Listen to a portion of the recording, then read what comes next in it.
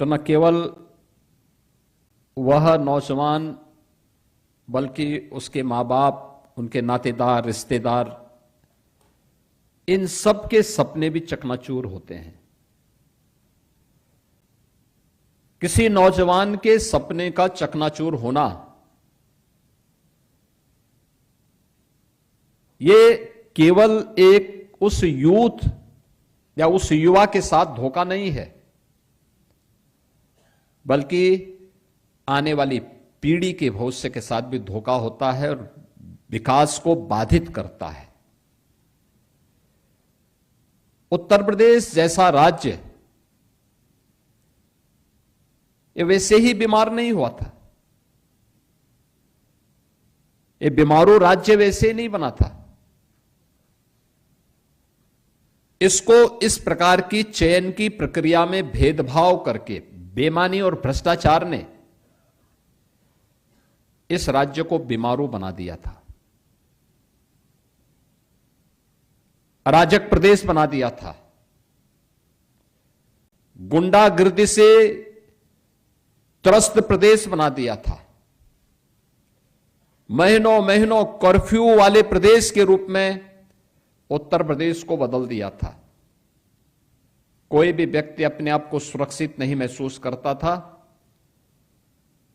चयन की प्रक्रिया में इतने भेदभाव होते थे कि माननीय न्यायालय को उन्हें रोकना पड़ता था।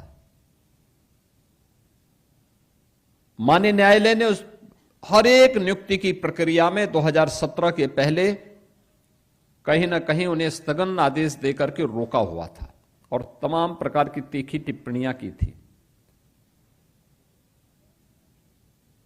जो बात यहां पर अभी हमारे डिप्टी सीएम कह रहे थे कि परीक्षा कोई और देता था और नियुक्ति पत्र कोई और प्राप्त करता था, ये 17 के पहले था। मुझे याद है मैं गोरखपुर में सांसद था। मैं एक बार कहीं निकल जा रहा था, 4-5 बजे का समय था, तो आगे हाईवे जाम था। मैंने पूछा क्यों जाम है, तो मुझे पुलिस के अधिकारी आए, उन्होंने कहा साहब एक नौजवान ने सुसाइड कर दिया है। जो कि वह गांव जहां सुसाइड हुआ था तो मेरे संसदीय क्षेत्र का हिस्सा था। तो मैं अपनी गाड़ी से उतरा, मैंने कहा मैं मिलता हूं उन परिवार के लोगों से। तो अधिकारियों ने मुझसे कहा कि लोगों में बड़ा आक्रोश है, आप मत जाइए। मैंने कहा भी आक्रोश आज है तो मुझे तो आने वाले समय में वोट मांगने जाना ही है, तब भी तो ये आक्रोश होगा। मैंने कहा मैं जाऊंगा। मुझे लोगों ने देखा वे शांत तो है, मैंने उनसे बातचीत की। मैं भौचक था देख करके कि मैं उस परिवार से मिला जिस परिवार के नौजवान ने आत्महत्या की थी।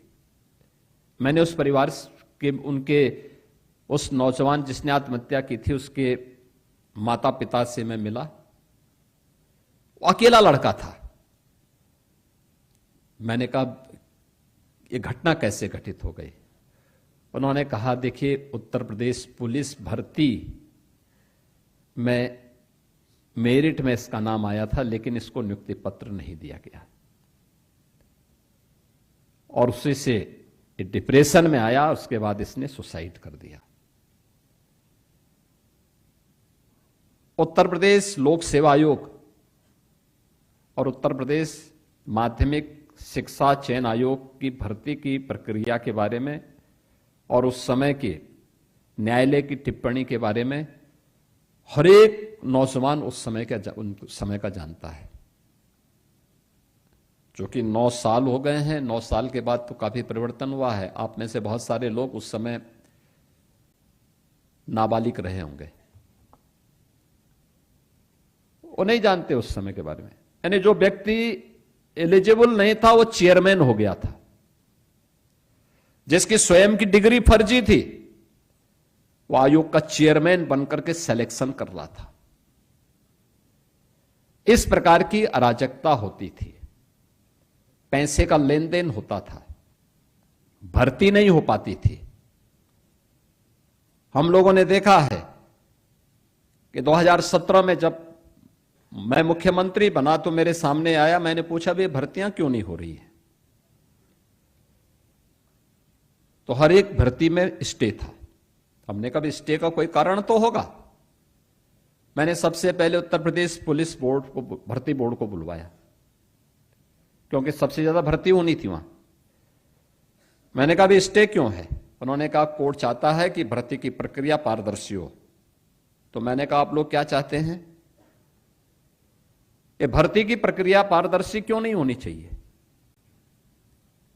जो माननीय न्यायालय चाहता है उसके अनुसार नियमावली तैयार करिए, भर्ती की प्रक्रिया को आगे बढ़ाइए, न्यायालय में शपथ पत्र दाखिल करो। अगले 3 महीने के अंदर हमने सभी औपचारिकताएं पूर्ण की। माननीय न्यायालय ने, सुप्रीम कोर्ट ने हमें परमिशन दी।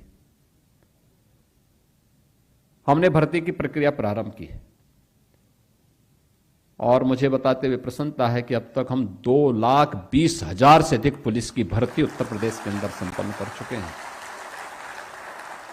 आप अनुमान करिए, केवल पुलिस में ही 2,20,000 से अधिक भर्ती। पहले छोटी सोच थी तो काम भी छोटे छोटे करते थे। मुझे 2025 में 60,000 नौजवानों की भर्ती करनी थी। सभी लोग कहते थे साहब 60,000 कैसे हो पाएगी, और कहना भी उनका स्वाभाविक था, क्योंकि अधिकारी तो पुराने ही है, तो मानसिकता बदलने में थोड़ा समय लगता है। मैंने कहा क्यों इसकी चिंता कर रहे हो? उन्होंने कहा साहब ट्रेनिंग कैसे होगी? मुझे भी एक बार तो लगा कि हाँ ट्रेनिंग, क्योंकि 2017 में जब हम लोग ट्रेनिंग के लिए पुलिस की भर्ती मुझे करनी थी, 30,000 पुलिस की भर्ती मुझे करनी थी उस समय, पहले लॉट में, फर्स्ट फेज में 30,000 पुलिस आरक्षी की भर्ती होनी थी। ट्रेनिंग कहां होगी? क्योंकि 9 महीने की ट्रेनिंग भी होती है। तो मैंने एक पूछा भाई उत्तर प्रदेश में ट्रेनिंग की क्या स्थिति है? कुल क्षमता थी 3,000 की। अब हम कहां करें? मैंने भारत सरकार से बातचीत की। मैंने कहा मिलिट्री, पैरामिलिट्री के ट्रेनिंग सेंटर होंगे। अन्य राज्यों से बात की और तब जाकर के हम लोग पुलिस की वो भर्ती पूरी कर पाए थे। ये 2017 की बात कर रहा हूं। और 25 में जब हमने भर्ती की, 60,244 नौजवानों का एक साथ भर्ती, और एक साथ भर्ती के बाद ट्रेनिंग के लिए बहुत सारे लोग ये मानते थे कि यूपी उनके पास आएगा गुहार करने के लिए कि ट्रेनिंग के लिए अपने सेंटर दे दो। मैंने कहा नहीं, यूपी अपनी ट्रेनिंग क्षमता स्वयं विकसित करेगा। और मुझे बताते हुए प्रसन्नता है कि अभी मैंने 26 अप्रैल को पासिंग आउट परेड के माध्यम से उन 60,244 नौजवानों को अब फील्ड ड्यूटी में भेज दिया है, उनकी सफलतम ट्रेनिंग के बाद। ये सभी ट्रेनिंग उत्तर प्रदेश के अंदर ही, उत्तर प्रदेश के ही केंद्रों में हुई है, जो उत्तर प्रदेश पुलिस के अपने केंद्र हैं।